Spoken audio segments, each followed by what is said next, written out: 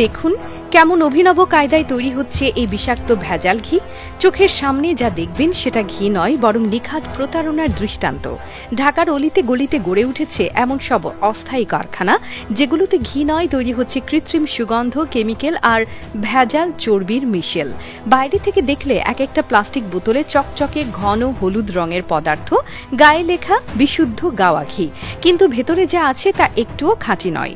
এই সব জায়গায় গরুর দুধের কোনো অস্তিত্ব নেই, দুধ জাল দেওয়ার প্রক্রিয়ার কোনো ছায়াও নেই। কেবল কৃত্রিমভাবে বানানো এমন এক পদার্থ যা দেখলে আপনি ঠকে যাবেন, কিন্তু খেলে আপনার শরীর হারিয়ে ফেলবে লিভার আর কিডনির উপর নিয়ন্ত্রণ। এই ভেজাল ঘি তৈরির পেছনে আছে এক মারাত্মক কৌশল। প্রথমেই সংগ্রহ করা হয় বাজারের নিম্নমানের ডালডা, যা সাধারণত ব্যবহার হয় বেকারির নকল পণ্যে। এরপর এতে দেয়া হয় ঘন হলুদ রং, ফ্লেভার হিসেবে ব্যবহৃত হয় কৃত্রিম গাওয়া গন্ধ, যা বিদেশি রাসায়নিক দিয়ে তৈরি। কেউ কেউ তো আরও এক ধাপ এগিয়ে ব্যবহার করছে বিউট্রিক অ্যাসিড নামের এক কেমিক্যাল, যার গন্ধ নাকে গেলে আপনি বিশ্বাস করবেন এটা আসল গাওয়া ঘি। কিন্তু একটু গবেষণা করলেই জানা যাবে এই অ্যাসিড শুধু বিষাক্ত নয়, এটি মানব দেহের অন্ত্রে মারাত্মক গ্যাস তৈরি করতে পারে, এমনকি দীর্ঘদিন সেবনে লিভার বিকল হতে পারে। এসব কেমিক্যাল বিভিন্ন কসমেটিক এবং লুব্রিকেন্ট তৈরিতে ব্যবহৃত হয়, খাদ্য নয়। আরও ভয়াবহ ব্যাপার হলো এইসব ভেজাল ঘির প্যাকেটিং, দামি বোতল, উজ্জ্বল লেবেল, ব্র্যান্ডের নাম নকল করে বানানো হুবহু নকল স্টিকার। কেউ দেখলে বুঝতেই পারবে না যে এটা ভেজাল।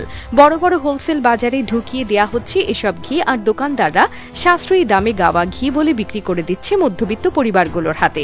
আপনি হয়তো ভাবছেন 200 টাকা বাঁচালেন, কিন্তু শরীরের ভেতর ঢুকিয়ে দিচ্ছেন এমন এক রাসায়নিক যার কোনো পার্শ্ব প্রতিক্রিয়ার সীমা নেই। এই ভেজাল ঘি খেলে প্রথমে হজমের সমস্যা, পাকস্থলিতে গ্যাস, অ্যাসিডিটি দেখা দেয়। ধীরে ধীরে এই কৃত্রিম ফ্যাট জমতে থাকে দেহে, রক্তে কোলেস্টেরলের মাত্রা বেড়ে যায়, হার্টের সমস্যা, ব্লকেজ, উচ্চ রক্তচাপ, এমনকি ফ্যাটি লিভারের সমস্যা পর্যন্ত দেখা দেয়। বিশেষ করে শিশুরা যদি এই ঘি নিয়মিত খায় তাহলে তাদের মস্তিষ্কের বিকাশে মারাত্মক প্রভাব পড়ে। অথচ অনেক মা বাবা সন্তানের ভাত বা রুটিতে এই ঘি মেখে খাওয়াচ্ছেন, ভাবছেন এটা উপকারী। আসলে তারা জানতেও পারছেন না কি ভয়ঙ্কর ক্ষতি করছেন।